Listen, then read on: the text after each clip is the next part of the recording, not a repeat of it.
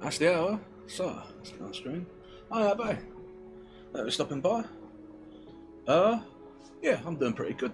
As to everyone else, while I say that every mark on the blackboard entitles you to a free cursed object, really we're just trying to get rid of them. There's so many of them.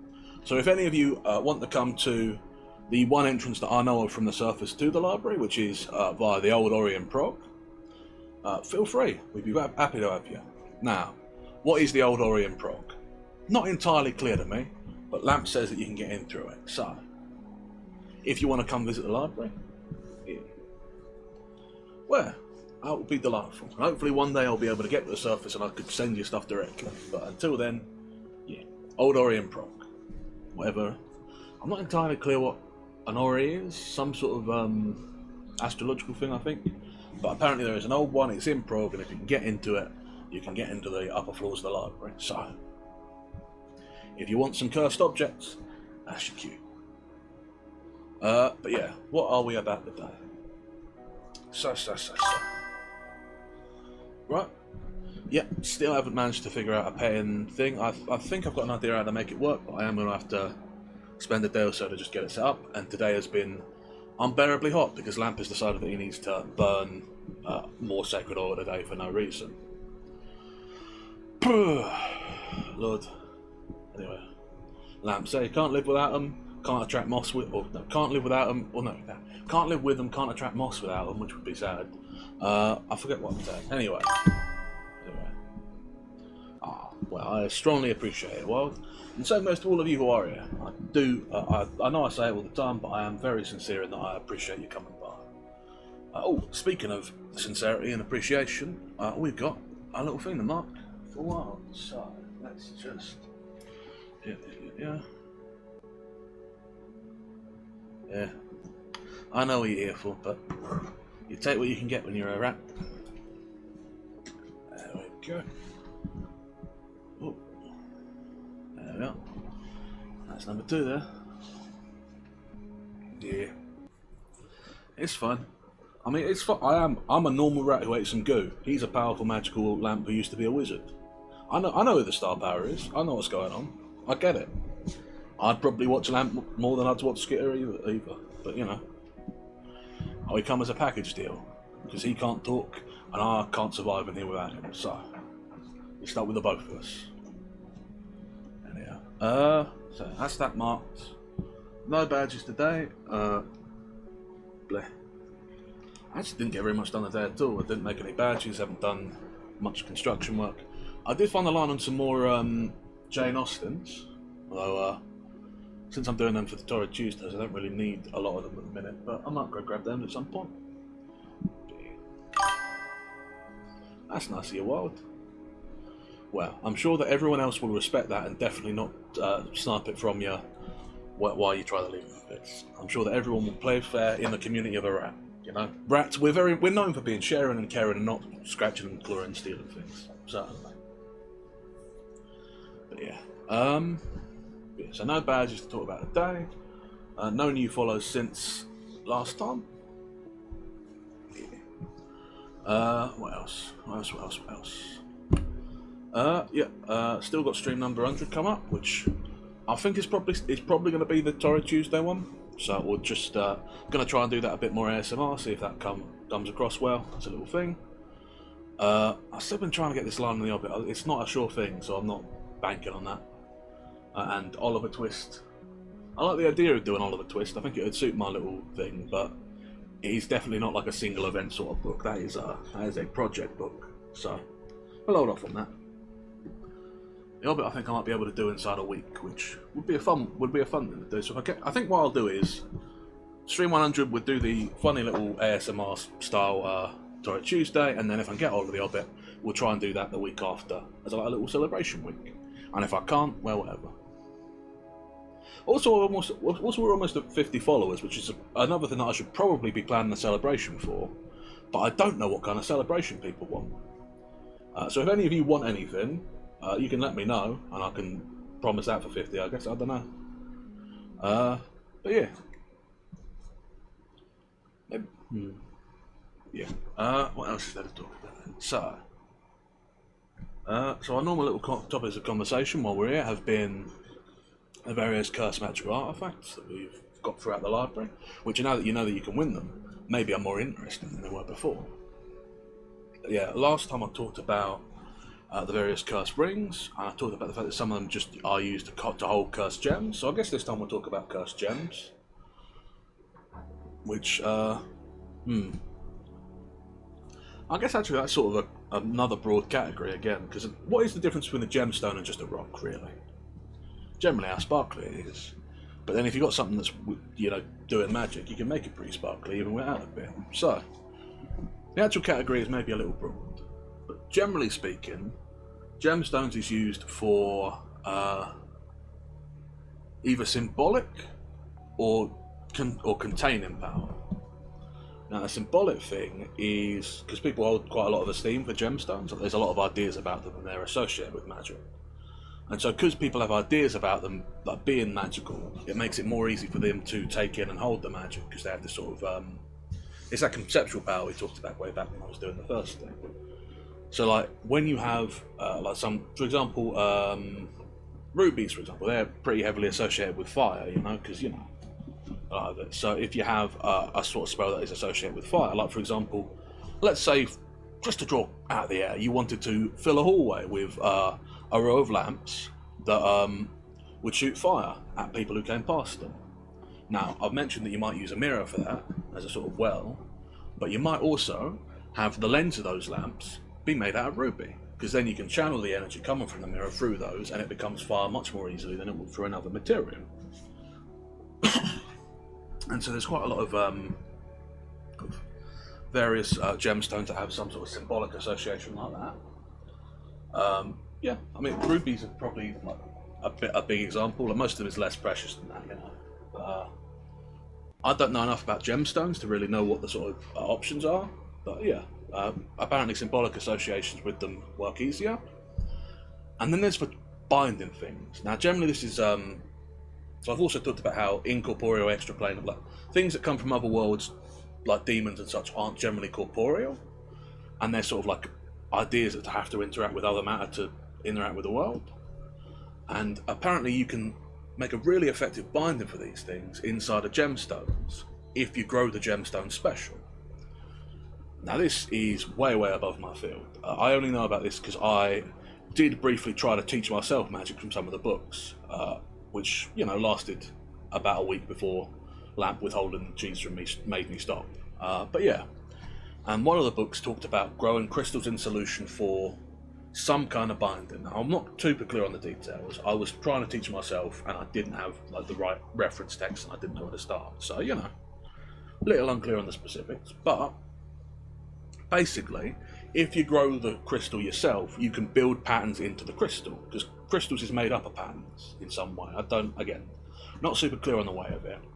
But if you're building up the pattern, you can build up the idea, like the Mayan thing, symbolically, inside the pattern of the crystal. So if you can do that, the old crystal itself becomes the symbol, almost, which it's almost the opposite of like normal gemstones, right? Those ones have symbolic associations, but you build a special one that is unknown because it's unique, but has all this logic in it. And so you put something inside of it, like a demon or an angel or some other extraplanar hoojamawatcha, and then because that thing is itself a symbolic being, a power source, it powers its own prism, making it a very effective way to contain a spirit of some kind, which in that case is generally either used in golemancy, where you put it into a golem. A lot of golem cores is made this way.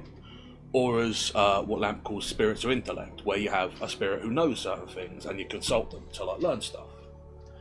Like for example, there's in one of the upper floors actually, there is a spirit in what is, I think, meant to be like a music room or something. Like it's inside a private house, and there's like a piano and a couple of like ruined old instruments in there. And in the little stand is a weird gem. It's a sort of flesh colour. It's quite unpleasant to look at. But there's a demon in there who knows a lot about musical theory, and anytime I go into that room, he offers to teach me about music and make me the best at any number of given instruments in exchange for my soul. Now, I'm not sure if my soul has a lot of value, but I am also tiny and do not have opposable thumbs, so I don't think I can learn most instruments. But yeah, That's a good example of one, I think. Oh, but with that, we're at 10 minutes past, so we should be moving over to our story. Ooh, not this one, this one. There we are. Now, as you can tell from the title today, I am just planning to do the one. I've got the one in mind. I've got a few things on after this, so don't want to run too long. There's a reason we're starting early today, despite it being a bit warm. But yeah, we'll just do a jolly corner and then call it after a little bit of commentary. Yeah, so hopefully this should take us a little under 2 hours, but yeah, we'll see how things work out. That being said, let's do the general thing. Oh, wait, first things first, drink of water. Gotta get better at that. But yeah, and second thing second, as always, if at any point I skip over something, miss something, or there's a technical issue and you need me to repeat something, let me know. I'm always happy to do that. Always want to make sure you can hear the whole thing. Keep up. If you have questions, forwards, comments, feel free to ask. This one is, because it's 2 hours, we'll probably stop at certain points to have drinks. So if at any point you have questions you want to ask, you can feel free to ask them. And if they take a bit long, I'll probably do it at a stopping point. No problem there. I think I'm going to save the commentary for the end. I've been enjoying doing that more, so I'll probably plan for that. But yeah, other than that, unless there's anything that anyone has to say to me, of course. So without further ado, I should say, unless there's anything anyone else has to say, I shall begin. So long as you are all, of course, sitting comfortably.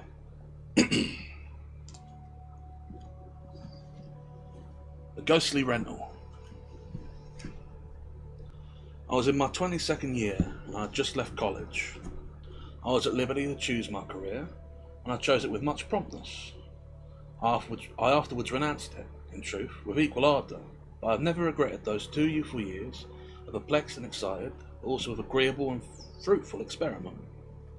I had a taste for theology, and during my college term I had been an admiring reader of Dr. Channing. This was the theology of a grateful and succulent Saviour. It seemed to offer one the rose of faith delightfully stripped of its thorns. And then, for I rather think this had something to do with it, I had taken a fancy to the old divinity school. I have always admired the back scene in the human drama. It seemed to me that I might play my part with a fair chance of applause, from myself at least, in that detached and tranquil home of mild Corstry, with its respectable avenue on one side, and its prospect of green fields and contact with acres of woodland on the other. Cambridge, for the lovers of woods and fields, has changed for the worse since those days, and the precinct in question has forfeited much of its mingled pastoral and scholastic quietude. We were then a college hall in the woods, a charming mixture. What it is now has nothing to do with my story, and I have no doubt that there are still doctrine-oriented young seniors who, as they stroll near it in the summer dusk, promise themselves, later, a taste of its fine leisurely quality. For myself, I was not disappointed.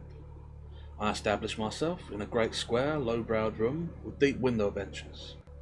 A young prince from Overbeck and Harry Sheffer on the walls. I arranged my books with great refinement of classification in the alcoves beside the art chimney shelf, and I began to read Plotinus and St. Augustine.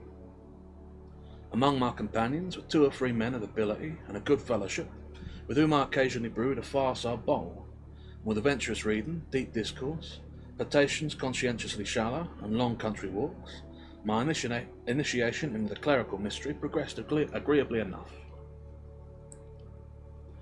With one of my comrades I formed an especial friendship, and we passed a great deal of time together. Unfortunately, he had a chronic weakness of one of his knees, which compelled him to lead a very sedentary life, and as I were a methodical pedestrian, this made some difference in our habits. I used often to stretch away from my daily ramble, with no companion but the stick in my hand or the book in my pocket. In the use of my legs, in the sense of unstinted open air, I have always found company enough. I should perhaps add that in the enjoyment of a very sharp pair of eyes, I found something of a social pleasure. My eyes and I were on excellent terms. They was indefatigable observers of all wayside insects, and so long as they were amused, I was contented. It is indeed owing to their inquisitive habits that I come into possession of this remarkable story. Much of the country about that old college town is pretty now, but it were prettier 30 years ago. The multitudinous eruption of domiciliary pasteboard. That's a $50 word. Domiciliary pasteboard, which now graces the landscape in the direction of the low blue water mills, had not yet taken place. There were no genteel cottages to put the shabby meadows and scrubby orchards to shame, a juxtaposition by which, in later years, neither element of the contrast is gained. Certain crooked crossroads then, as I remember them, were more deeply and naturally rural, and the solitary dwellings on the long grassy slopes beside them, under the tall customary elms that curved its foliage in mid-air, like the outward dropping ears of a girdled wheat sheaf, sat with the shingled bonds well pulled down on their ears. Shingled hoods well pulled down on their ears. And no prescience whatever of the fashion of French roofs, whether wrinkled old peasant women, as you might call them, quietly wearing their native coif, and never dreaming of mountain bonnets, and indecently exposing their venerable brows. And that winter, what were called an open one. There were much cold, but little snow. The roads was firm and free, and I was rarely compelled by the weather to forego my exercise. One grey December afternoon, I had sorted in the direction of the adjacent town of Medford, and I was retracing my steps at an even pace, and watching the pale, cold tints, transparent amber and faded rose colour, which curtained in wintry fashion the western sky, and reminded me of a sceptical smile on the lips of a beautiful woman. I came, as dusk was falling, to a narrow road, which I had never traversed, and which I imagined offered me a short cut homeward. I was about 3 miles away. I was late, and would have been thankful to make them 2. I diverged, walked some 10 minutes, and then perceived that the road had a very unfrequented air. The wheel ruts looked old. The stillness seemed particularly sensible. Yet down the road stood an house, so that it must in some degree have been the thoroughfare.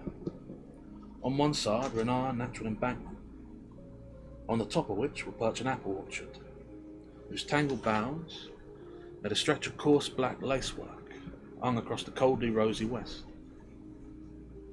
In a short time I come to the house, and I immediately found myself interested in it.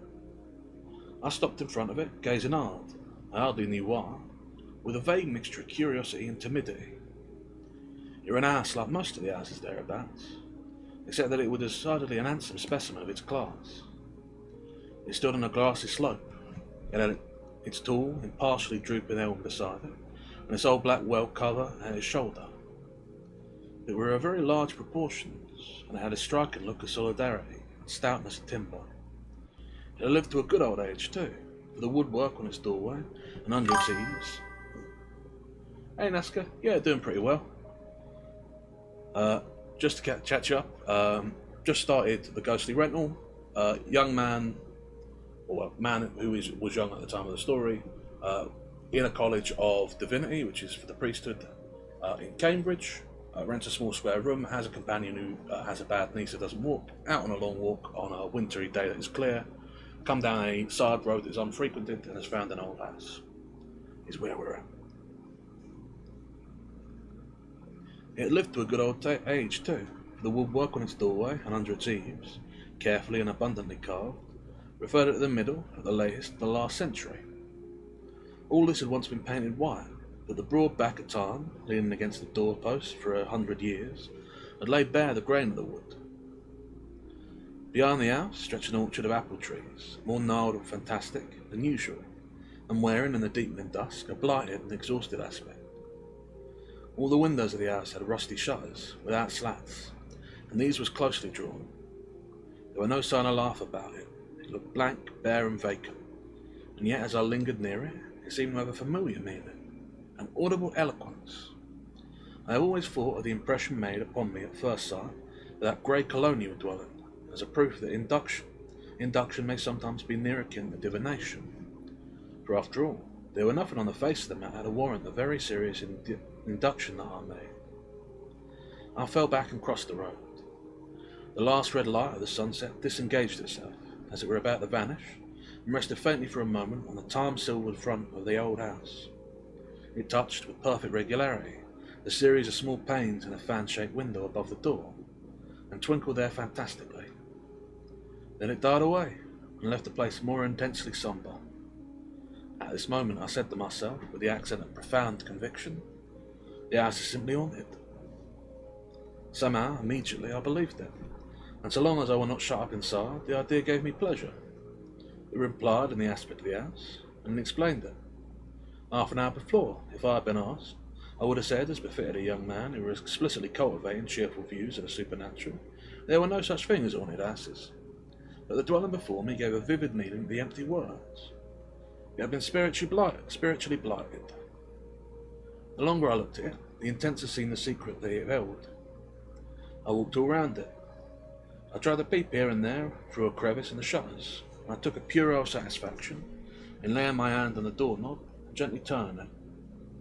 If the door had yielded, would I have gone in? Would I have penetrated the dusky stillness? My audacity, fortunately, were not put to the test. The portal were admirably solid, and I were unable even to shake it. At last I turned away, casting many looks behind me. I pursued my way, and, after a longer walk than I had bargained for, reached the high road. At a certain distance below the point at which the long lane I have mentioned entered it, stood a comfortable, tidy dwelling, which might have offered itself as the model of the house, which is in no sense haunted, which has no sinister secrets, and knows nothing but blooming prosperity. Its clean white paint stared placidly through the dusk. Its vine-covered porch had been dressed in straw for the winter. An old one-horse chaise, freighted with 2 departing visitors, were leaving the door, and through the uncurtained windows I saw the lamp-lit sitting room, and a table spread with the early tea, which had been improvised for the comfort of the guests. The mistress of the house had come to the gate with her friends. She lingered there after the chaise had been wheeled creakingly away, after watched them down the road, and after giving me, as I passed in the twilight, a questioning look. She were a comely, quick young woman, with a sharp dark eye, and I ventured to stop and speak to her. That's down the side road, I said, about a mile from here. The only one. Can you tell me to whom it belongs? She stared at me a moment, and I thought coloured a little. Our folks never go down that road, she said briefly. It's a short way to Medford, I answered. She gave a little toss of her head. Perhaps it will turn out a long way. At any rate, we don't use it. It's interesting. A thrifty Yankee household must have a good reason for this scorn of the time-saving process. You know the house, at least, I said. Well, I have seen it. And whom does it belong? She gave a little laugh and looked away, as if she were aware that, to a stranger, her words might seem to savour of agricultural superstition. I guess it belongs to them that are in it. But is there anyone in it? It's completely closed. That makes no difference. An air come out, no one air goes in. She turned away. But I laid my hand on her arm respectfully. You mean, I said, that the house is haunted? She drew herself away, coloured, raised a finger to her lips, and hurried into the house, where, in a moment, the curtains were dropped over the windows. For several days I thought repeatedly of this little adventure, but I took some satisfaction in keeping it to myself. If the house were not haunted, it were useless to expose my imaginative whims, and if it were agreeable to drain the cup of horror without assistance. I determined, of course, to pass that way again, and a week later, it was the last day of the year, I retraced my steps. I approached the house from the opposite direction, and found myself before it at about the same hour as before. The light were failing, the sky low and grey. The wind wailed along the hard ground and made slow eddies of the frost-blackened leaves. The melancholy mansion stood there, seeming to gather winter twilight about it, and mask itself inscrutably. I hardly knew on what errand I had come, but I had a vague feeling that if this time the doorknob were to turn and the door to open, I should take my heart in my hands and let them close behind me. Who were the mysterious tenants to whom the good woman at the corner had alluded? What had been seen or heard? What were related? The door was stubborn as before, and my impertinent fumbling with the latch caused no upper window to be thrown open, nor any strange pale face to be thrust out. I ventured even to raise the rusty knocker, and give it 6 raps, but they made a flat, dead sound, and aroused no echo. Familiarity breeds contempt. I don't know what I should have done next, if, in the distance up the road, the same one I had followed, I had not seen a solitary figure advancing. I were unwilling to be observed hanging about this ill-famed dwelling, and I sought refuge among the dense shadows of the grove of pines nearby, where I might peep forth and yet remain invisible. Presently the newcomer drew near, and I perceived that he was making straight for the house. He was a little old man, the most striking feature of whose appearance was a voluminous cloak of a sort of military cut. He carried a walking stick and advanced in a slow, painful, somewhat oblong fashion, with an air of extreme resolution. He turned off from the road, and followed the vague wheel track, and within a few yards of the house he paused. He looked up at it, fixedly, searchingly, as if he were counting the windows or noting certain familiar marks. Then he took off his hat and bent over slowly and solemnly, as if he were performing an obeisance. As he stood uncovered, I had a good look at him. He were, as I said, a diminutive old man, but it would have been hard to decide whether he belonged to this world or the other. His head reminded me, vaguely, of the portraits of Andrew Jackson. He had a crop of grizzled hair, as stiff as a brush, a lean, pale, smooth-shaven face, and an eye of intense brilliancy, surmounted with thick brows, which would remain perfectly black. His face, as well as his cloak, seemed to belong to an old soldier. He looked like a retired military man of modest rank, but he struck me as exceeding the classic privilege of even such a personage to be eccentric and grotesque. When he had finished his salute, he advanced to the door, fumbled in the folds of his cloak, which hung down much further in front than behind, and produced a key. This he slowly and carefully inserted into the lock, and then, apparently, he turned it. But the door did not immediately open. First he bent his head, turned his ear, and stood listening. Then he looked up and down the road. Satisfied or reassured, he applied his aged shoulder to one of the deep panels and pressed a moment. The door yielded, opening into perfect darkness. He stepped again on the threshold and again removed his hat and made his bow. Then he went in and carefully closed the door behind him. Who in the world was he? What was his errand? He might have been a figure out of one of Hoffman's tales. Were he a vision or a reality? An inmate of the house, or a familiar, friendly visitor? What had been the meaning in either case of his mystic genuflections, and how did he propose to proceed in that inner darkness? I emerged from my retirement and observed narrowly several of the windows. In each of them, at an interval, a ray of light became visible, a chink between the two leaves of the shutters. Evidently you were lighting up. You were going to give a party, a ghostly revel. My curiosity grew intense, but I was quite at a loss how to satisfy it. For a moment I thought of rapping peremptorily on the door. I dismissed this idea as unmannerly, calculated to break the spell, if spell there were. I walked round the house and tried, without violence, to open one of the lower windows. It resisted, but I had better fortune in the moment with another. This were a risk, certainly, the trick I was playing. A risk of being seen from within, or, worse, seeing myself something that I should repent of seeing. But curiosity, as I say, had become an inspiration, and the risk were highly agreeable.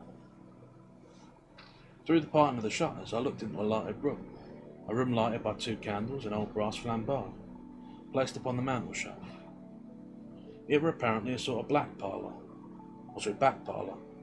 and it retained all its furniture. This were of a homely old-fashioned pattern, consisted of haircloth, chairs and sofa, spare mahogany tables, and framed samplers hung upon the walls. Although the room was furnished, it had a strangely uninhabited look. The tables and chairs was in rigid positions, and no small familiar objects was visible. I could not see everything, and I could only guess at the existence, on my right, of a large folding door. It was apparently open, and the light of the neighbouring room passed through it. I waited for some time, but the room remained empty. At last I became conscious that a large shadow was projected upon the wall opposite this folding door. The shadow, evidently, of a figure in the adjoining room. It was tall and grotesque, and seemed to represent a person sitting perfectly motionless in profile.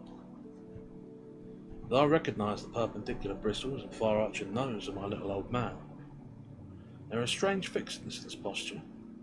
He appeared to be seated and looking intently at something. I watched the shadow a long time, yet never stirred. At last, however, just as my patience began to ebb, it moved slowly, rose to the ceiling and became indistinct. I don't know what I should have seen next, but by an irresistible impulse, I closed the shutter. With delicacy? Or pusillanimity? I can hardly say. I lingered nevertheless near the house, hoping that my friend would reappear. I were not disappointed, for he at last emerged, looking just as when he had gone in, and taken his leave in the same ceremonious fashion.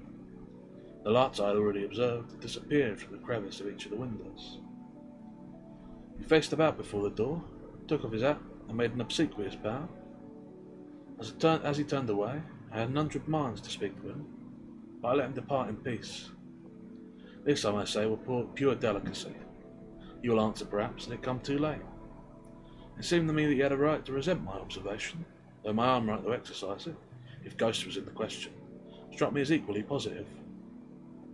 I continued to watch him as he hobbled softly down the bank and along the lonely road. I musingly retreated into the opposite direction. I attempted to follow him at a distance, to see what become of him, but this too seemed indelicate, and I confess, moreover, that I felt the inclination to coquette a little, as it were, with my discovery, to pull apart the petals of the flower one by one. I continued to smell the flower from time to time, for its oddity of perfume had fascinated me. I passed by the house at the crossroad again, but ne'er encountered the old man in the cloak, or any other wayfarer. It seemed to keep observers at a distance, and I was careful not to gossip about it. One inquirer, I said to myself, may edge his way into the secret. There is no room for two. At the same time, of course, I would have been thankful for any chance sidelight that might fall across the matter, though I could not well see whence it was to come. I hoped to meet the old man in the cloak elsewhere, but as the days passed by without his reappearing, I ceased to expect it. And yet I reflected that he probably lived in that neighbourhood, inasmuch as he had made his pilgrimage to the vacant house on foot. If he had come from a distance, he would have been sure to arrive in some old deep-hooded gig with yellow wheels, a vehicle as venerably grotesque as himself. One day I took a stroll in Mount Auburn Cemetery, an institution at that period in its infancy, full of a sylvan charm which it has now completely forfeited. It contained more maple and birch than willow and cypress, and the sleepers had ample elbow room. It were not a city of the dead, but the most a village, and a meditative pedestrian might stroll there without too importune reminder of the grotesque side of our claims to posthumous consideration. I come out to enjoy the first foretaste of spring, one of them mild days of late winter, when the torpid earth seems to draw the first long breath that marks the rupture of the spell of sleep. The sun was veiled in haze, and yet warm, and the frost oozing from its deepest lurking places. I had been treading for half an hour the winding ways of the cemetery, when suddenly I perceived a familiar figure seated on a bench against the southward-facing evergreen edge. I call the figure familiar because I had seen it often in memory and in fancy. In fact, I had beheld it but once. Its back was turned at me. It wore a voluminous cloak, which there were no mistaking. Here at last was my fellow, visitor at the haunted house, and here was my chance, if I wished to approach him. I made a circuit and come towards him in front. He saw me at the end of the alley and sat motionless, with his hands on the end of his stick, watching me from under his black eyebrow as I drew near. At a distance, these black eyebrows looked formidable. They were the only thing I saw in his face. On closer view, I was reassured, simply because I immediately felt that no man could really be as fantastically fierce as this poor old gentleman looked. His face was a kind of caricature of martial truculence. I stopped in front of him, and respectfully asked leave to sit and rest upon his bench. He granted it with silent gesture, much of dignity, and I placed myself beside him. In this position, I was able to covertly observe him. He was quite as much an oddity in the morning sunshine as he had been in the dull and the dubious twilight. The lines in his face were as rigid as if they had been hacked out of a block by a clumsy woodcarver. His eyes were flamboyant, his nose terrific, his mouth implacable. Yet after a while, when he slowly turned and looked at me fixedly, I perceived that in spite of this portentous mask, he was a very mild old man. I was sure he even would have been glad to smile, but evidently his facial muscles were too stiff. They had taken a different fold once and for all. I wondered whether he would have minted, but I dismissed that idea. The fixed glitter in his eye were not that of insanity. What his face really expressed were deep and simple sadness. His art brats were broken, but his brain were intact. His dress was shabby but neat, and his old blue cloak had known half a century's brushing. I hastened to make some observation upon the exceptional softness of the day, and he answered me in gentle, mellow tones, which were almost startling to hear proceed from such bellicose lips. "This is a very comfortable place," he presently added. "I'm fond of walking in graveyards," I rejoined, deliberately, flattering myself that I had struck a vein that might lead to something. I was encouraged. He turned and fixed me with his duskily glowing eyes. Then very gravely said, "Walking, yes. Take all your exercise now. Some day you will have to settle down in a graveyard in a fixed position." "Very true," said I. "But you know there are some people who are said to take exercise even after that day." He had been looking at me still. At this he looked away. "You don't understand?" I said gently. He continued to gaze straight before him. "Some people, you know, walk about after death," I went on. At last he turned and looked at me more portentously than ever. "You don't believe that," he said simply. "How do you know I don't?" "Because you are young and foolish." This was said without a servility, even kindly, in the tone of an old man whose consciousness of his own heavy experience made everything else seem light. "I'm certainly young," I answered, "but I don't think that, on the whole, I'm foolish. I say I don't believe in ghosts. Most people will be on my side." "Most people are fools," said the old man. I let the question rest and talked of other things. My companion seemed on his guard. He eyed me defiantly and made brief answers to my remarks, but I nevertheless gathered an impression that our meeting were an agreeable thing to him. "Oh, fair play, well, I'll sit up straight and read a proper little rap for a moment. Actually, I'll take this moment to have a swallow of water as well." "Oh, well, thank you kindly." Pete, took the words right out of my mouth.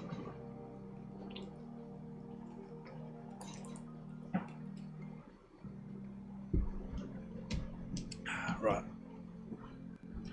Drop of water, upright posture, we read facing straight ahead, like a soldier. My companion seemed on his guard, and he eyed me defiantly, and made brief answers to my remarks, but I nevertheless gathered an impression that our meeting were an agreeable thing to him, and even a social incident of some importance.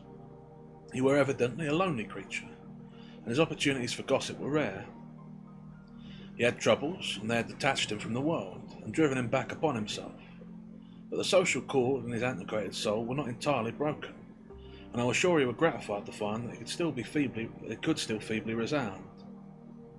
At last he began to ask questions himself. Inquired whether I were a student. "I'm a student of divinity," I answered. "Of divinity?" "Of theology. I'm studying for the ministry." At this he eyed me with a particular intensity, after which his gaze wandered away again. "There are certain things you ought to know, then," he said at last. "I have a great desire for knowledge," I answered. "What things do you mean?" He looked at me again, a while, but without heeding my question. "I like your appearance," he said. "You seem to me a sober lad." "Oh, I am perfectly sober," I exclaimed. He departed for a moment from my soberness. "I think you are fair-minded," he went on. I don't any longer strike you as foolish, then?" I asked. "I stick to what I said about people who deny the power of departed spirits to return. They are fools, and they rap fiercely with his staff on the cobbles." It's on the earth. I hesitated a moment, and then abruptly, "You've seen a ghost," I said. He appeared not at all startled. "You are right, sir," he answered with great dignity. "With me it's not a matter of cold theory. I have not had to pry into old books to learn what to believe. I know. With these eyes I have beheld the departed spirit standing before me as near as you are." And his eyes, as he spoke, certainly looked as if they had rested upon strange things. I was irresistibly impressed. I was touched with credulity. "And were it very terrible?" I asked. "I am an old soldier. I am not afraid." "When were it? Where were it?" I asked. He looked at me mistrustfully, and I saw that I were going too fast. Excuse me from going into particulars, he said. I am not at liberty to speak more fully. I have told you so much because I cannot bear to hear this subject spoken of lightly. Remember in future that you have seen a very honest old man who told you, on his honour, that he had seen a ghost. And he got up, as if he thought he had said enough. Reserve, shyness, pride, the fear of being laughed at, the memory possibly of former strokes of sarcasm. All this, on one side, had its weight with him, but I suspected on the other his tongue was loosened by the garrulity of old age, a sense of solitude, and the need of sympathy, and perhaps also by the friendliness which he had been so good as to express towards myself. Evidently, it would be unwise to press him. I hope to see him again. To give the greater weight to my words, he added, let me mention my name. Captain Diamond, sir. I have seen service. I hope I may have the pleasure of meeting you again, I said. The same to you, sir. And brandished in his stick portentously, though with the friendliest intentions, he marched stiffly away. I asked two or three persons, selected with discretion, whether they knew anything about Captain Diamond, but they was quite unable to enlighten me. At last, suddenly, I smote my forehead, and, dubbing myself a dolt, remembered that I were neglecting a source of information which I had never applied in vain. The excellent person at whose table I habitually dined, and who dispensed hospitality to students at so much a week, had the excellent person at whose table I habitually dined, and who dispensed hospitality to students at so much a week, had a sister as good as herself, and her conversational powers more varied. This sister, who was known as Miss Deborah, were an old maid in all the force of the term.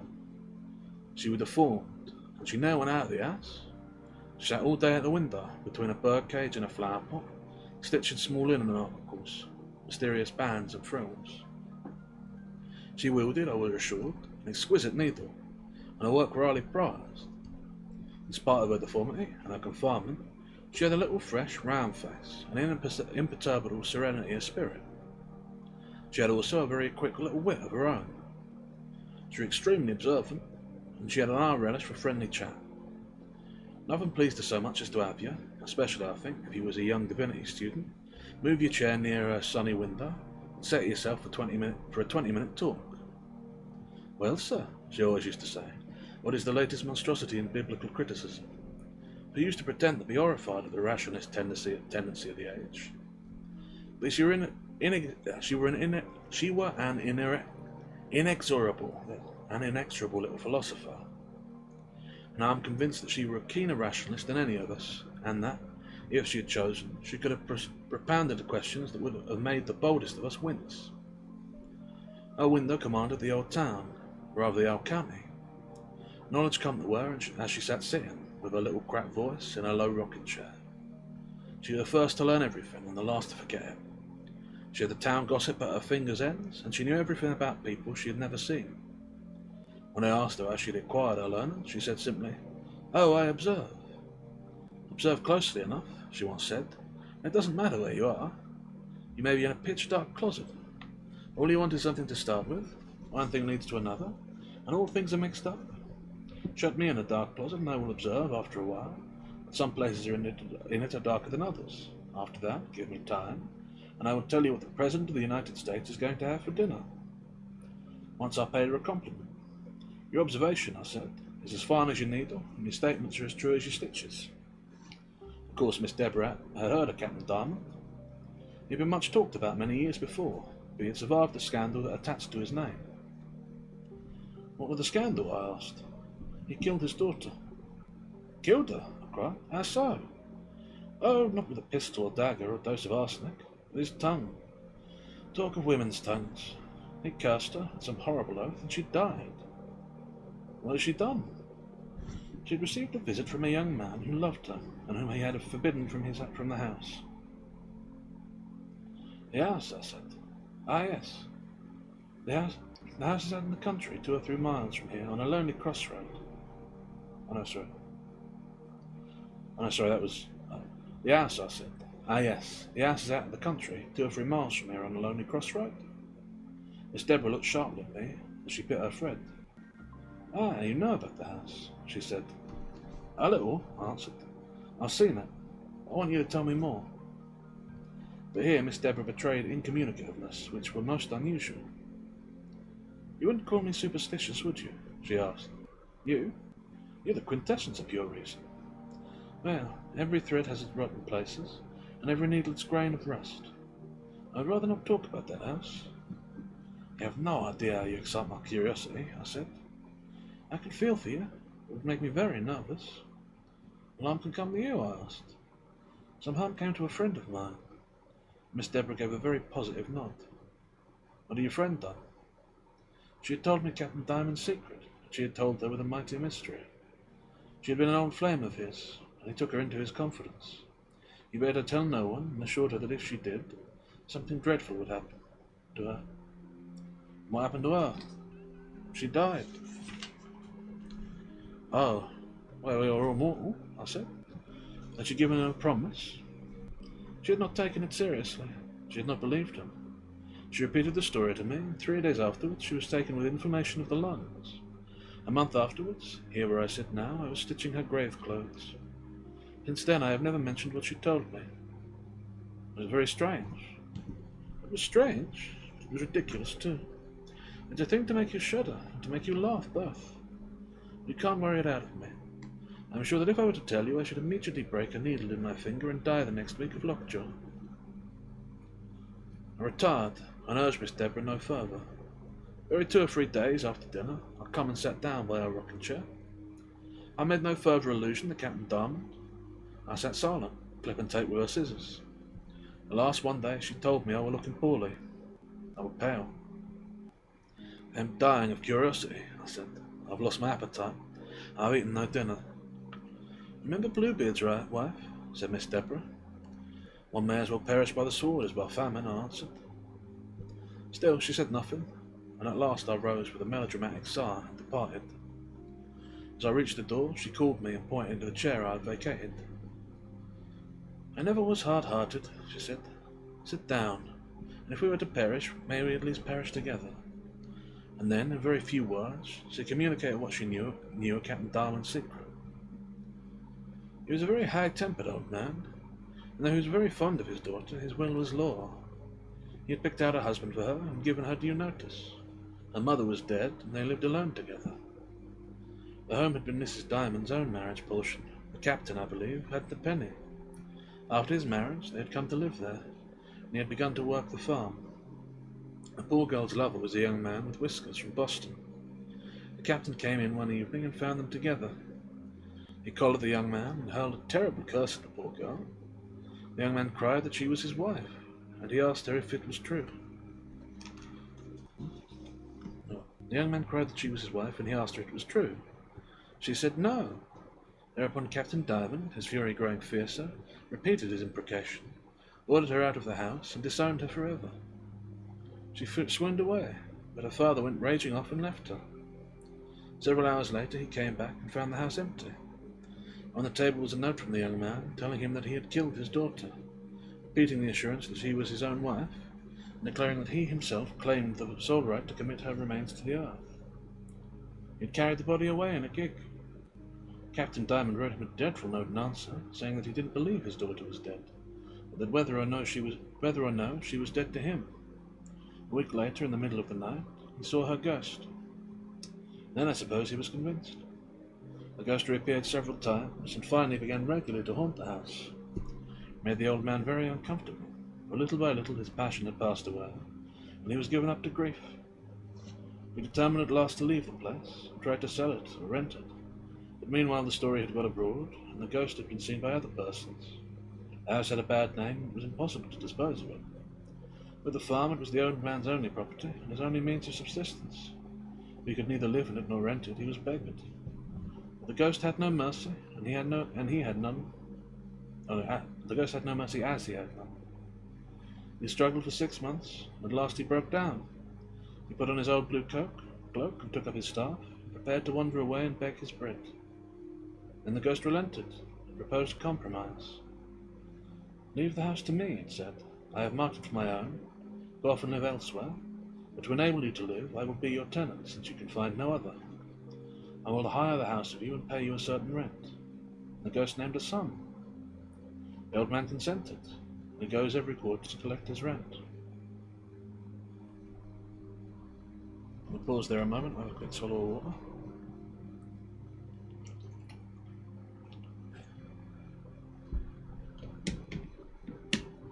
I laughed at this recital, but I confess I shuddered too, and my own observation had exactly confirmed it. Had I not been witness to one of the captain's quarterly visits? Had I not all but seen him sit watching his spectral tenant count out the rent money? And when he trudged away in the dark, had he not a little bag of strangely cotton coin hidden in the folds of his old blue cloak?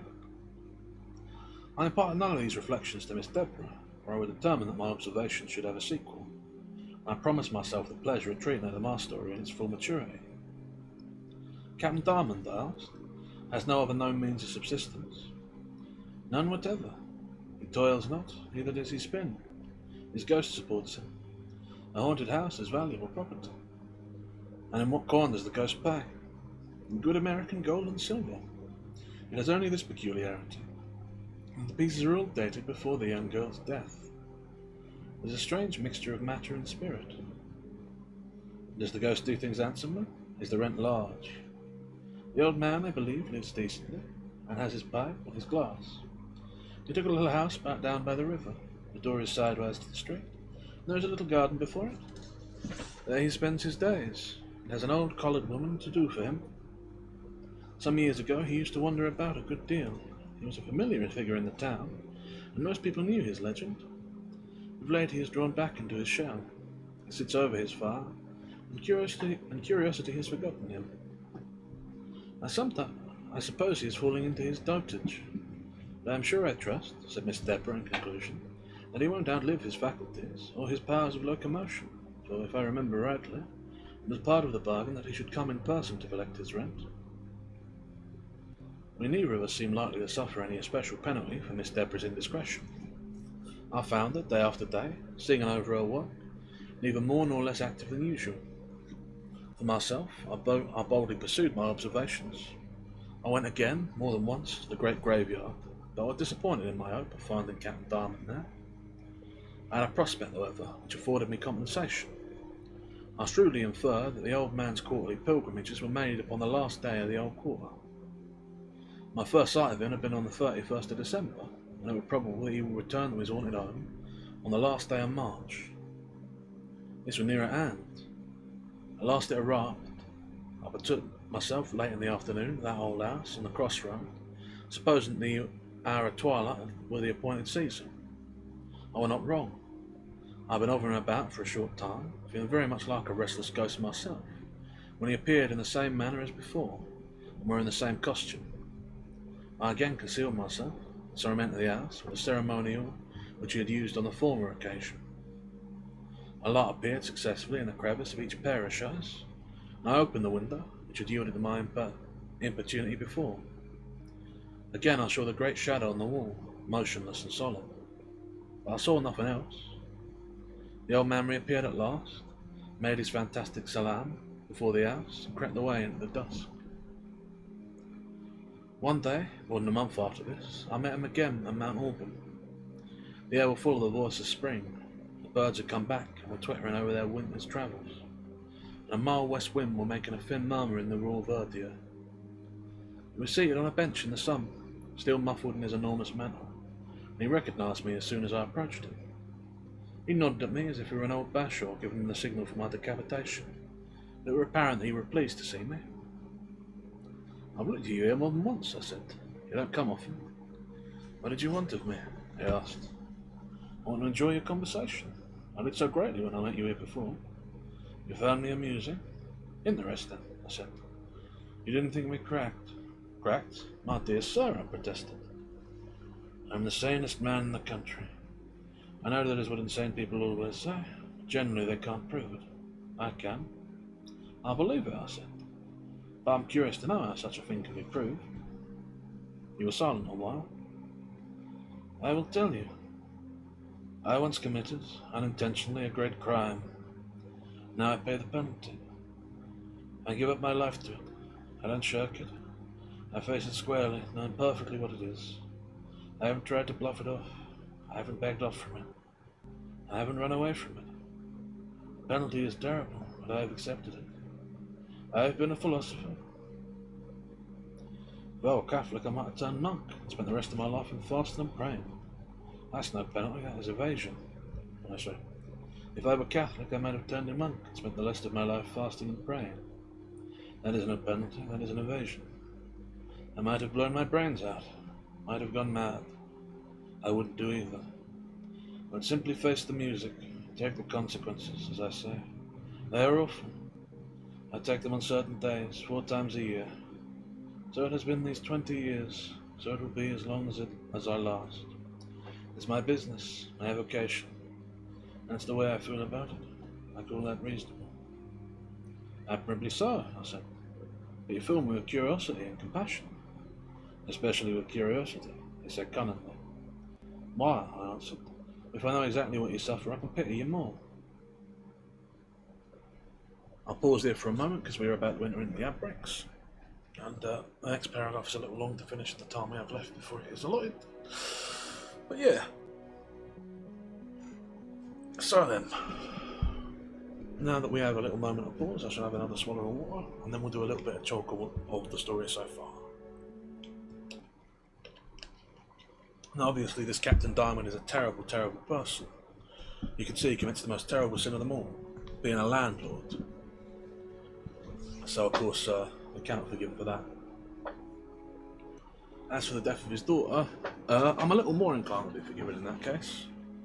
When obviously he wasn't a particularly nice man at the matter, being very controlling over her life and deciding marriage for her, which I believe this was written around about the middle of the 19th century, so this, I guess, time-wise would have been round about 1820, so it's definitely hardbound even for the time, but yeah, not a great thing to be doing.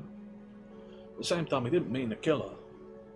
He was cruel to her and he spoke harsh words, but he did them in the heat of the moment. If he had made arrangements for her to be married, I mean, again, I don't think it was right for him to have done so, but you can understand his distress if what is otherwise an established marriage, or if he's given his word and it's broken. It's not a good thing to arrange a marriage, but to arrange one and break it is probably worse. At least in the mind of a man who's very solemn about his word and old-fashioned, which he seems to be. A complicated figure then. Not necessarily a good man, but not a bad one. Seemingly from an odd background, given that he, well, A, is a captain, but also comes from no money, as he had no property of his own to come from. Meaning he worked his way up through the service, and given this is the mention of, well, there's mention of a woman of colour doing for him, which implies 3 people of colour at this point in time. I'm suspecting this would be just after the Civil War. So presumably you were a captain in the the Union Army, which gives him some credence for me, and also implies he saw some rough things after a rough war, especially if he wearing blue in. But yeah, hard man, not a nice man. Cruel in his words, but again, he didn't do any physical harm to her. Shock would have done it. And of course he repented. You can see him repent. The way that he comes over time to regret his actions. Made worse, of course, by the ghost, Nero. And maybe he wouldn't have if it hadn't happened, but he did repent. Words said in anger, well, they're hard to take back. They're understandable. But he never had a chance to make amends. A terrible shame. Worse for the daughter, of course, and I don't forgive him all of his actions, but a complicated man, at least in that regard. I wouldn't say a good man, but I wouldn't say a bad one necessarily, based on that. Based on being a landlord, though, I would call him a bad one. God, imagine that, having to pay rent after you're dead. And to your own father, too. Actually, that does make him more of a bastard. I mean, obviously, realistically, I'm joking there. It's, he needs to make his subsistence somehow, and this is sort of a penance in confronting the ghost of his old crimes to make his living bar. But, still, it does not sit right with me having to pay rent to your own father after your death as well, yeah. But yeah, that's everyone back. Or at least it should be, so I'll have another quick swallow of water. And we shall press on. Right then.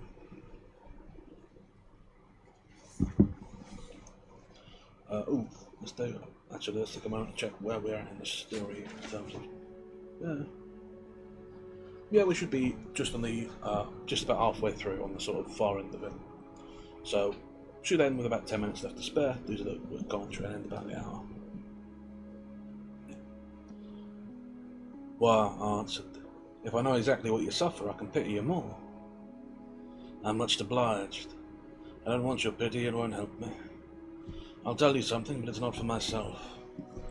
It's for your own sake. He paused a long time and looked all around him, as if for a chance eavesdroppers. I anxiously awaited his revelation, but he disappointed me. Are you still studying theology? He asked. Oh, yes, I answered, perhaps with a shade of irritation. It's a thing one can't learn in 6 months. I should think not, so long as you've been nothing but in your books. You know the proverb, a gram of experience is worth a pound of precept? I'm a great theologian. Ah, you've had experience, I murmured sympathetically. You've read about the immortals of the soul. You've seen Jonathan Edward and Dr. Hopkins, chopping logic over it, and deciding by chapter and verse that it is true. But I have seen it with these eyes. I have touched it with these hands. And the old man held his ragged old fists out and shook them portentously. That's better, he went on, but I have bought it dearly. You'd better take it from the books. Evidently you always will. You're a very good young man. You'll never have a crime on your conscience. I answered with some juvenile fatuity. I certainly hoped I had my share of human passions, good young man and prospective doctor of divinity as I were. Ah, but you have a nice quiet little temper, he said. So have I, now. But once I was very brutal, very brutal. You ought to know that such things are. I'd killed my own child. Your own child? I struck her down to the earth and left her to die. I could not hang me, for it was not with my hand I struck her. It was with foul and damnable words. It makes a difference. It's a grand law we live under. Well, sir, I can answer for it. That's hers. I can answer for it that her soul is immortal. We have an appointment to meet 4 times a year, and then I catch it. She's never forgiven you. She is forgiven me as the angels forgive. That's what I can't stand. The soft, quiet way she looks at me. I'd rather she twisted a knife about in my heart.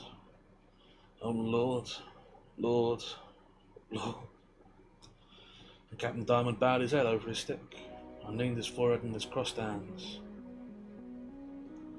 I was impressed and moved, and his attitude seemed for the moment to check the further questions. But I ventured to ask him anything more, also before I ventured to ask him anything more, he slowly rose and pulled his old cloak around him. He was unused to talking about his troubles, and his memories overwhelmed him.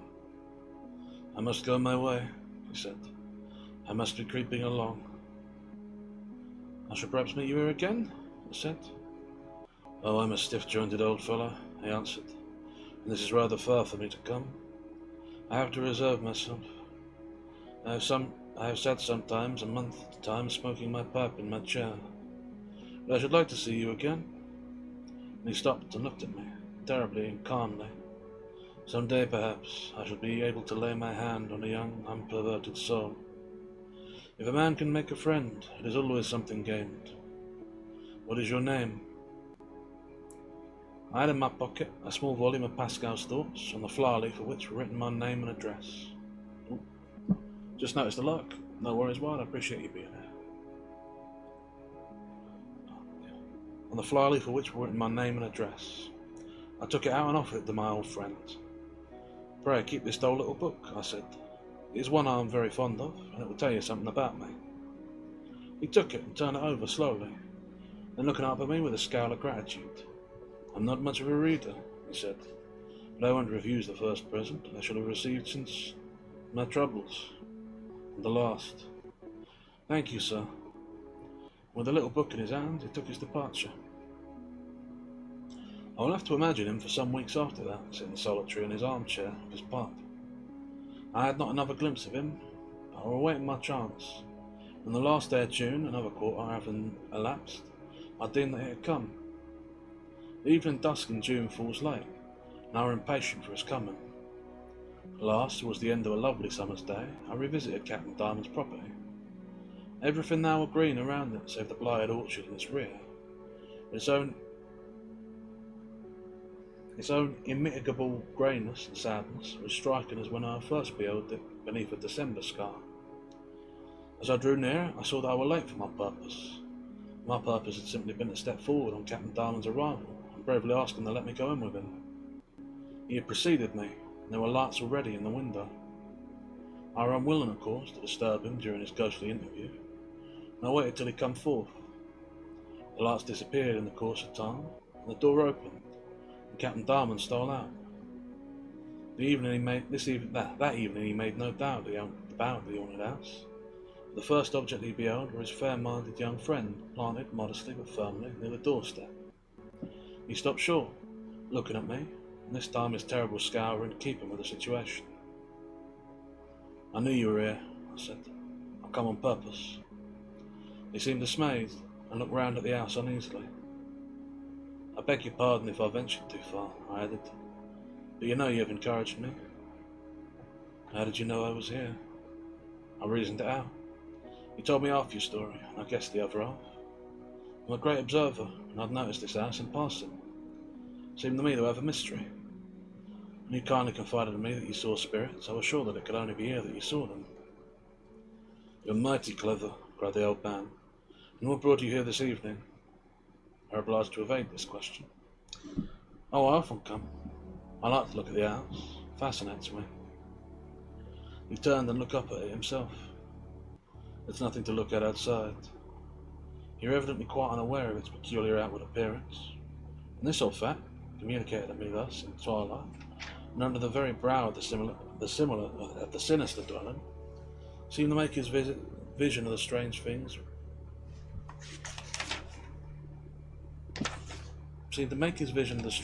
within more real. "I've been open," I said, "for a chance to see the inside. I thought I might find you here and that you would let me go in with you. I should like to see what you see." He seemed confounded by my boldness, and altogether displeased. He laid his hand on my arm. "Do you know what I see?" he asked. "How can I know, except as you say the other day, by experience? I want to have the experience.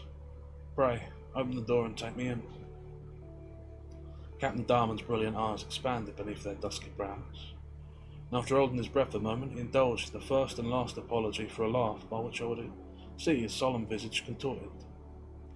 It was profoundly grotesque. It was perfectly noiseless. "Take you in," he softly growled. "I wouldn't go in again before my time's up for 1,000 times that sum." And he thrust out his hand from the folds of his cloak and exhibited a small agglomeration of coin, knotted into the corner of an old silk pocket handkerchief. "I stick to my bargain. No less, but no more. You told me the first time I had the pleasure of talking with you that it was not so terrible. I don't say it's terrible now, but it's damned disagreeable." The adjective rattled with a force that made me hesitate and reflect. While I did so, I thought I heard a slight movement of one of the window shutters above us. I looked up. Everything seemed motionless. Captain Diamond too had been thinking. Suddenly he turned towards the house. "If you go in alone," he said, "you are welcome." "Will you wait for me here?" "Yes. You will not stop long." "But the house is pitch dark.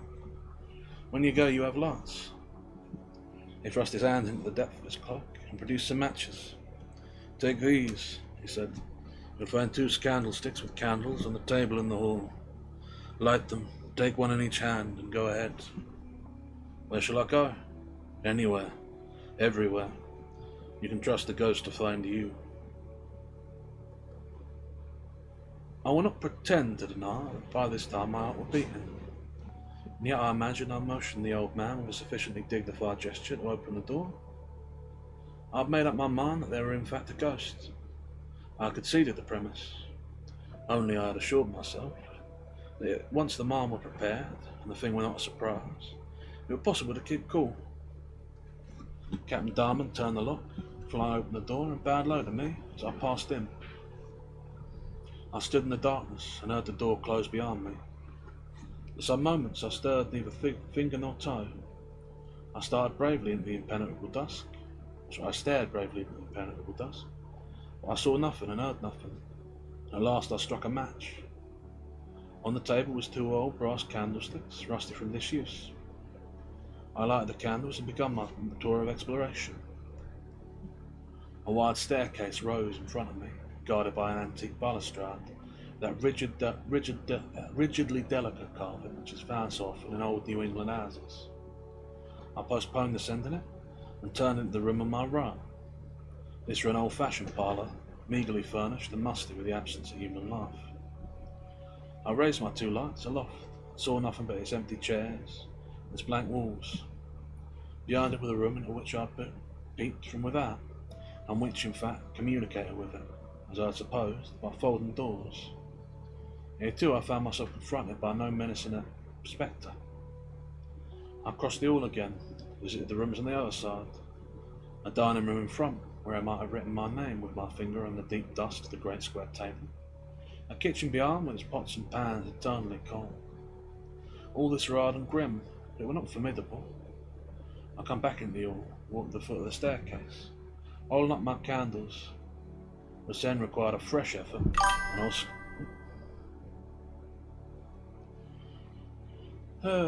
one second, just got to kill that man. Sorry about that. But then required a fresh effort, and I was scanning the gloom above. Suddenly, with an inexpressible sensation, I become aware of this gloom reanimated. It seemed to move and gather itself together. Slowly, I say slowly, and my tense expectancy this instant appeared ages. It took the shape of a large, definite figure. This figure advanced and stood at the top of the stairs. I frankly confess that by this time I'm more conscious of a feeling which I am in duty bound to apply the vulgar name of fear. I may poeticize and call it dread with a capital letter. It were at any rate the feeling that makes a man yield ground. I measured it as it grew, and it seemed perfectly irresistible, for it did not appear to come from within, but from without, and to be embodied in the dark image at the head of the staircase. After a fashion I remember reasoning. I said to myself, I'd always thought ghosts were white and transparent. This is a thing of thick shadows, densely opaque. I reminded myself that the occasion was momentous, and that if fear were to overcome me, I should gather all possible impression while my wits remained. I stepped back, foot behind foot, with my eyes still on the figure, and placed my candles on the table. Well, perfectly conscious that the proper thing was to ascend the stairs resolutely, face to face with the image, but the soles of my shoes seemed suddenly to have been transformed into leaden weights. I had got what I wanted. I was seeing the ghost. I tried to look at the figure distinctly so that I could remember it, and fairly claim afterwards not to have lost my self-possession. I even asked myself how long I expected I should stand looking, and how soon I could honourably retire. All this, of course, passed through my mind with extreme rapidity, and was checked by a further movement on the part of the figure. 2 white hands appeared in the dark perpendicular mass, and were slowly raised to what seemed to be the level of the head. Here they was pressed together over the region of the face, and they were removed, and the face was disclosed. It was dim, white, strange, and every way ghostly. It looked down at me for an instant, after which one of the hands was raised again, slowly, and waved to and fro before it. There was something very singular in this gesture. It seemed to denote resentment and dismissal, yet had a sort of trivial, familiar motion. Familiarity on the part of the haunting, or of the haunting presence, had not entered into my calculation, and did not strike me pleasantly. I agree with Captain Diamond that it were damned disagreeable. I was pervaded by an intense desire to make an orderly and, if possible, a graceful retreat. I wished to do it gallantly. It seemed to me that it would be gallant to blow out my candles. I turned and did so, punctiliously, and I made my way to the door, groped for a moment, and opened it. The outer light, almost extinct as it were, entered for a moment, played over the dusty depths of the house, and showed me the solid shadow. Standing on the grass, bent over his stick, under the early glimmering stars, I found Captain Diamond.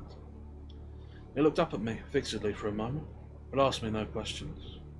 Then he went and locked the door. His duty performed, he discharged the other, made his obeisance like the priest before the altar, and then, without heeding me further, took his departure. A few days later I suspended my studies and went off for a summer's vacation. I was absent for several weeks, during which I had plenty of leisure to analyse my impression of the supernatural.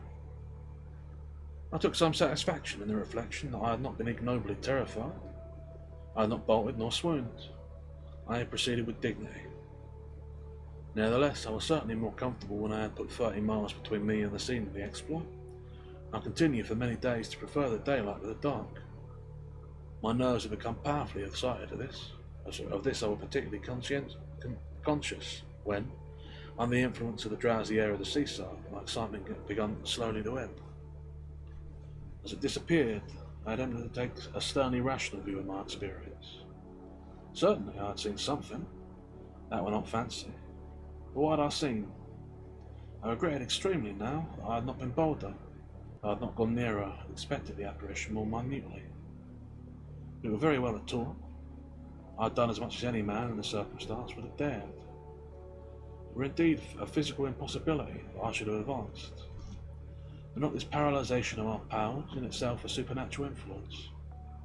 Not necessarily, perhaps, for a sham ghost that one that accepted might do as much execution as a real ghost. But why had I so easily accepted the sable phantom that waved his hand? Why had it so impressed itself? Unquestionably, true or false, it were a very clever phantom. I greatly prefer that it should have been true. In the first place, because I did not care to have shivered and shaken for nothing. In the second place, because to have seen a well-authenticated goblin is, as things go, a feather in a quiet man's cap. I tried, therefore, to let my vision rest, to stop turning it over.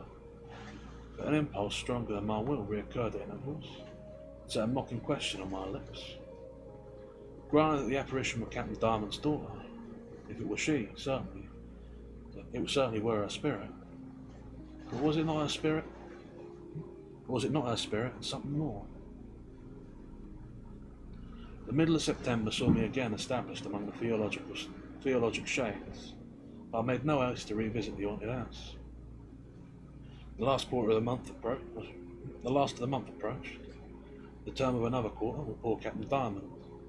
I found me indisposed to disturb his pilgrimage on this occasion, though I confess that I thought with a good deal of compassion of the feeble old man, trudging away lonely in the autumn dusk on his extraordinary errand.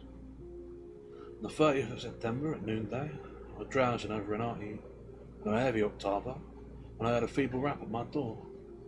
I replied with an invitation to enter.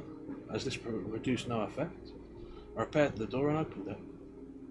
Before me stood an elderly negress with her head bound in scarlet turban and a white handkerchief folded across her bosom. She looked at me intently, and in silence. She had that air of supreme gravity and decency which aged persons of her race so often wear. I stood interrogative, and at last, drawing her hand from her ample pocket, she held up a little book, with a copy of Pascal's thoughts that I had given to Captain Diamond. "Please, sir," she said very mildly, "do you know this book?" "Perfectly," said I. "My name is on the fly-leaf." "It is your name? No other?" "Well, write my name if you like, and you can compare them," I answered.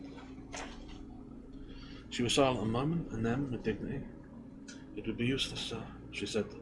"I can't read. If you will give your word, that is enough. I can." She went on. "From the gentleman to whom you gave the book. He told me to carry it as a token, that is what he called it. He is right down sick, and he wants to see you." "Captain Diamond sick?" I cried. "Is his illness serious?" "He is very bad.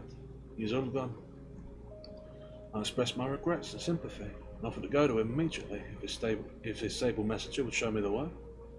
She assented deferentially, and in a few moments I was following her along the sunny streets, feeling very much like a personage in the Arabian Nights, led to a postern gate by an Ethiopian slave. My own conduct directed her steps towards the river.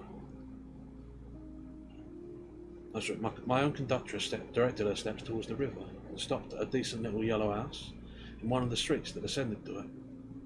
She quickly opened the door and let me in, and I very soon found myself in the presence of my old friend. He was in bed in a darkened room, and evidently in a very feeble state. He lay back on his pillow, staring before him, with his bristling hair more erect than ever, his immensely dark and bright old eyes touched with the glitter of fever. His apartment was humble, scrupulously neat. I could see that my dusky guard was his faithful servant. Captain Diamond, lying there, rigid and pale on his white sheets, resembled some ruggedly carven figure on the lid of a Gothic tomb. He looked at me silently. My companion withdrew, and left us alone. I paused for a moment and have a swallow of water. "Yes, it's you," he said at last. "It's you, that good young man. There is no mistake, is there?" "I hope not. I believe I'm a good young man. I'm very sorry you're ill. What can I do for you?" "I'm very bad, very bad. My poor old bones ache so." Groaning portentously, he tried to turn towards me. I questioned him about the nature of his malady and the length of time he had been in bed, but he barely heeded me. He seemed impatient to speak of something else. He grasped my sleeve, pulled me towards him and whispered quickly, "You know my time's up." "Oh, I trust not," I said, mistaking his meaning. "I shall certainly see you on your legs again." "God knows," he cried. "I don't mean I'm dying, not yet a bit. What I mean is I'm due at the house. This is rent day." "Oh, exactly. But you can't go." "I can't go. It's awful. I shall lose my money. But I'm dying. I want it all the same. I want to pay the doctor. I want to be buried like a respectable man." "Is this evening?" I asked. "This evening, at sunset sharp." He lay staring at me as I looked on him in return, and I suddenly understood his motive in sending for me. Morally, as it come into my thought, I winced, but I suppose I looked unperturbed, for he continued in the same tone. "I can't lose my money. Someone else must go. I asked Belinda, but she won't hear of it." "You believe the money will be paid to another person?" "We can try, at least. I have never failed before, and I don't know. But if you say I'm sick as a dog, that my old bones ache, and I'm dying, perhaps she'll trust you. You don't want me to starve. You'd like me to go in your place, then? You've been there once. You know what it is. You afraid?" I hesitated. "Give me 3 minutes to reflect," I said. "I'll tell you." My glance wandered over the room and rested on the various objects that spoke of the threadbare, decent poverty of its occupant. There seemed to be a mute appeal to my pity and my resolution in their cracked and faded sparseness. Meanwhile, Captain Diamond continued feebly, "I think she'd trust you, as I have trusted you. She'll like your face. She'll see there is no harm in you. It's $133 exactly. Be sure you put them into a safe place." "Yes," I said at last. "I'll go. And so far as it depends upon me, you shall have the money by 9 o'clock tonight." He seemed greatly relieved. He took my hand and faintly pressed it, and soon afterwards I withdrew. I tried for the rest of the day not to think of my evening's work, but, of course, I thought of nothing else. I will not deny that I was nervous. I was in fact greatly excited, and I spent my time in alternately hoping that the mystery should prove less deep than it appeared, and in fearing that it might prove too shallow. The hours passed very slowly, but as the afternoon began to wane, I started on my mission. On the way I stopped at Captain Diamond's modest dwelling to ask how he were doing and to receive such instructions as might desire to lay upon me. The old negress, gravely and inscrutably placid, admitted me, and in answer to my inquiries, said that the captain was very low. He had sunk since the morning. "You must be right smart," she said, "if you want to get back before he drops off." A glance assured me that she knew of my projected expedition, though in her own opaque black pupil there were not a gleam of self-betrayal. "Why should Captain Diamond drop off?" I asked. He certainly seems real weak, but I cannot make out that he has any definite disease. His disease is old age, she said sententiously. But he's not so old as that. 67 or 68 at most. She was silent a moment. He's worn out. He's used up. He can't stand it any longer. And I see him a moment, I asked, upon which she led me again to his room. He was lying in the same way as when I had left him, except that his eyes was closed. They seemed very low, as she had said. He had very little pulse. Nevertheless, I further learned that the doctor had been there in the afternoon and professed himself satisfied. You don't know what's been going on, said Belinda curtly. The young man stirred a little, opened his eyes, and after some time recognised me. I'm going, you know, I said. I'm going for your money. Have you anything more to say? He raised himself slowly, with a painful effort, against his pillow. He seemed hardly to understand me. Yes, you know, I said. Your daughter. He rubbed his forehead, slowly a while, and then at last his comprehension awoke. Ah, yes, he murmured. I trust you. $133 in old pieces, old and old pieces. Then he added more vigorously, with brightening eyes, be very respectful, be very polite, if not. His voice failed again. Oh, I certainly shall be, I said with a rather forced smile. If not, I shall know it, he said very gravely. With this, his eyes closed, and he sunk down again. I took my departure and pursued my journey with a sufficiently resolute step. When I reached the house, I made a proprietary bow in front of it, in imitation of Captain Diamond. I timed my walk so as to be able to enter without delay. Night had already fallen. I turned the key, opened the door, and shut it behind me. Then I struck a light and found the 2 candlesticks I'd used before, standing on the table in the entry. I applied a match to both of them, took them up, and went into the parlour. It was empty, and though I waited, it remained empty. I passed into other rooms on the same floor, and no dark image rose before me to check my steps. I asked to come out into the hall again, and stood weighing the question of going upstairs. The staircase had been the scene of my discomfiture before, and I approached it with profound mistrust. At the foot, I paused, looking up with my hand on the balustrade. I was acutely expectant, and my expectation was justified. Slowly, in the darkness above, the black figure that I had seen before took shape. It was not an illusion, it was a figure, the same. I gave it time to define itself, and watched it stand and look down at me with its hidden face. Then deliberately I lifted up my voice and spoke.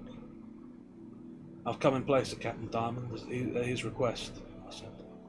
He's very, very ill. He's unable to leave his bed. He earnestly begs that you will pay the money to me. I will immediately carry it to him. The figure stood motionless, giving no sign. Captain Diamond would have come if he were able to move, I added, in a moment appealingly, but he is utterly unable. At this the figure slowly unveiled its face and showed me a dim white mask. Then it began slowly to descend the stairs. Instinctively I fell back before it, retreating to the door of the front sitting room. With my eyes still fixed on it, I moved backwards across the threshold. Then I stopped in the middle of the room and set down my lights. The figure advanced. It seemed to be that of a tall woman dressed in a vaporous black crepe. As it drew nearer, I saw that it had a perfectly human face. It looked extremely pale and sad. We stood gazing at each other. My agitation had completely vanished. I was only deeply interested. Is my father dangerously ill? Said the apparition. At the sound of its voice, gentle, tremulous, perfectly human, I started forward. I felt a rebound of excitement. I drew a long breath. I gave a sort of cry, for what I saw before me was not a disembodied spirit, but a beautiful woman, an audacious actress. Instinctively, irresistibly, by the force of reaction against my credulity, I stretched out my hand and seized the long veil that muffled her head. I gave it a violent jerk, dragged it nearly off, and stood staring at a large, fair person, about 35. I comprehended her at a glance. Her long back dress, a pale, sorrow-worn face, painted a look paler, her very fine eyes, the colour of our father's, and a sense of outrage at my movement. My father, I suppose, she cried, did not send you here to insult me. She turned away rapidly, took up one of the candles and moved towards the door. Here she paused, looked at me again, hesitated, and then drew a purse from her pocket and flung it down on the floor. There is your money, she said majestically. I stood there, wavering between amazement and shame, and saw her pass out into the hall. Then I picked up the purse. Next moment I heard a loud shriek and crash of something dropping, and she came staggering back into the room without a light. My father, she cried. With parted lips and dilated eyes, she rushed towards me. Your father? Where? I demanded. In the hall, at the foot of the stairs. I stepped forward to go out, but she seized my arm. He's in white, she cried. In his shirt. It's not he. What, your father in his house? Not in his bed, extremely ill, I answered. Well, your father is in his house, in his bed, extremely ill, I answered. She looked at me fixedly with searching eyes. Dying? I hope not, I stammered. She gave a long moan and covered her face with her hands. Oh, heavens! I have seen his ghost, she cried.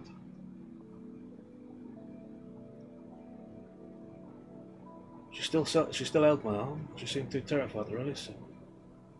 His ghost, I echoed, wondering. It's the punishment of my long folly, she went on. Ah, said I. It's the punishment of my indiscretion, my violence.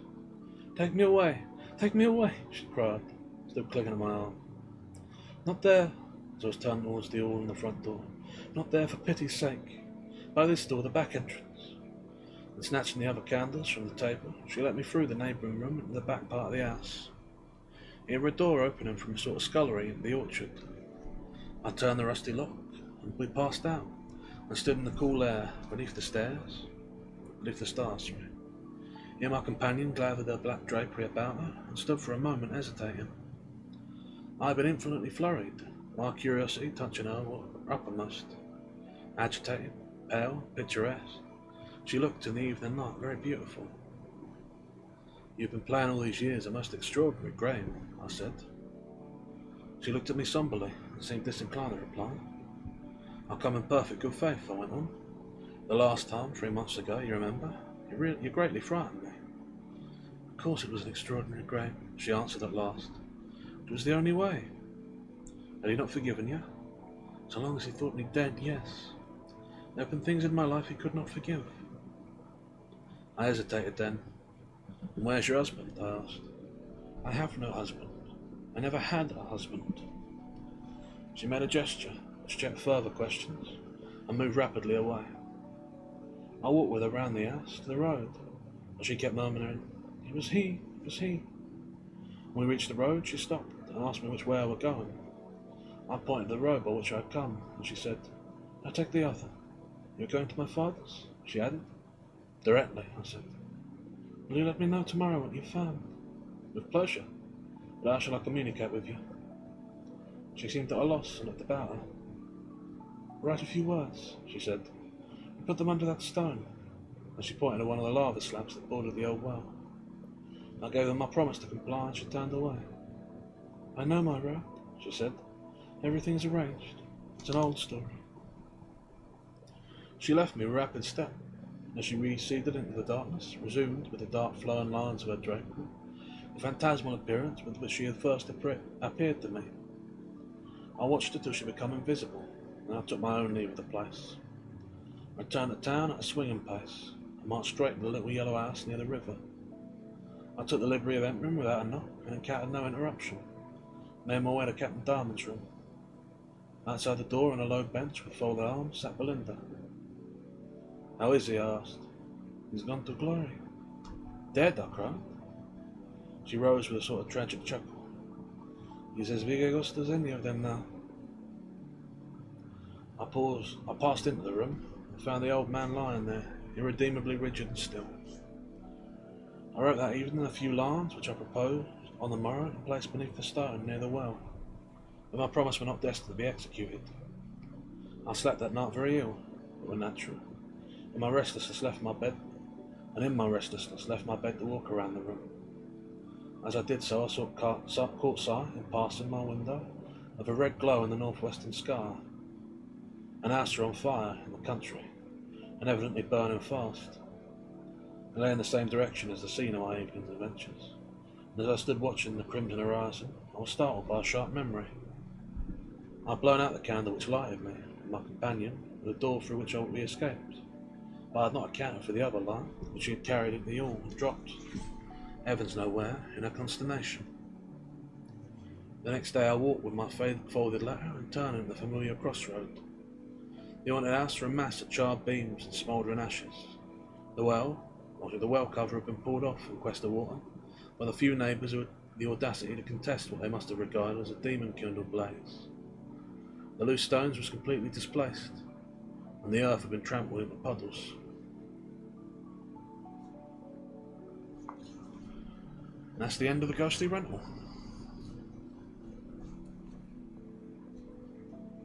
An interesting story, by the by. Right, let's head back over to my own dear bed and have a little drink of water, and then we'll press on. Right then. So what to say on that one? Well, first off, there are a few questions I have about it. Quite a few, in fact. Obviously, I mean, straight away you sort of get the idea that this is sort of played up as a Scooby-Doo mystery, that there's not actually a ghost. But then, of course, the daughter herself comes across a ghost in the end. But there's something that doesn't sit quite right with me and makes me wonder about that. Because, for all that, you know, you see quite clearly that, well, it seems pretty clearly on the face of it that, how'd you say, the daughter is pretending to be a ghost and there's no actual one. I think I'd have to say that what strikes me as really strange is that she's paying rent on an house that clearly she doesn't live in, right? Like $133 a month, I don't know how much that is in the period of the time, but it's in gold and silver, so it's got to be a considerable enough sum. So saying to the old man, even though I'm not this lifestyle. And yet she pays it to him without living in the house, with these special coins that are older than the date of her death. Which implies that if she is alive and is pretending to this, she has some quite incredible means at her disposal. And yet there's no sign of where she'd get it, no husband, no nothing. It makes you wonder. I mean, obviously there's this sort of idea of, like, I mean, he touches her, there's some physicality to her. You can't hold that she's entirely a ghost in the traditional sense, but then there's something to it. Some strangeness, some unaccounted answer there that goes unaddressed, and I just don't know how to address it, or how to reconcile it, really. There's something more to it. And then, of course, the last point, she sees her father in his wife, an actual ghost of the old school. And she's so afraid that she's driven from the place. It occurs to me, however, though, if you was a ghost, how would you know you were a ghost? If you were to die suddenly and unexpectedly, would you know? Or perhaps not. Perhaps you'd wake and believe yourself alive, and decide to play the trick, pretend to want someone who thought you dead. Become something more than a standard spectre, something more tangible, more real for the belief it is alive. Come into the world. I don't know. Maybe I'm overthinking things. Maybe the author just didn't consider the background, just wanted it to be a little trick. It could be that. There's something about it bothers me. I respect Henry James more than I think that of him, so I think there's something there. But what are we going to do? The story's over. The candle's blown out. The ghost has vanished, and we have only the memory remain. So, that is what we must judge it by. I don't think I've got much else to say, although I will say just briefly as a small comedic aside that when the narrator mentioned that he was at college in Cambridge, with my habit of the M.R. James, I was assuming Cambridge in the UK, or in England, I should say. It took me a little while, and it wasn't until I think the mention of good American dollars that I fully realised, oh, they're in Cambridge, Massachusetts. But yeah, That was something. At any rate, I said I'd only do the one tonight, and I mean to stand by that, so... That being the case, I don't think I've got anything more to say. So if you've got any questions or want to do any redeems, I'll pause a minute here to give you a chance. So I feel like I've got to be better about that. I feel like a lot of my stream is just sort of talking. So, you're very welcome, Blake. I appreciate it. And I hope you're doing well yourself. I saw you post in the Discord. Hope you're feeling better. Take your rest.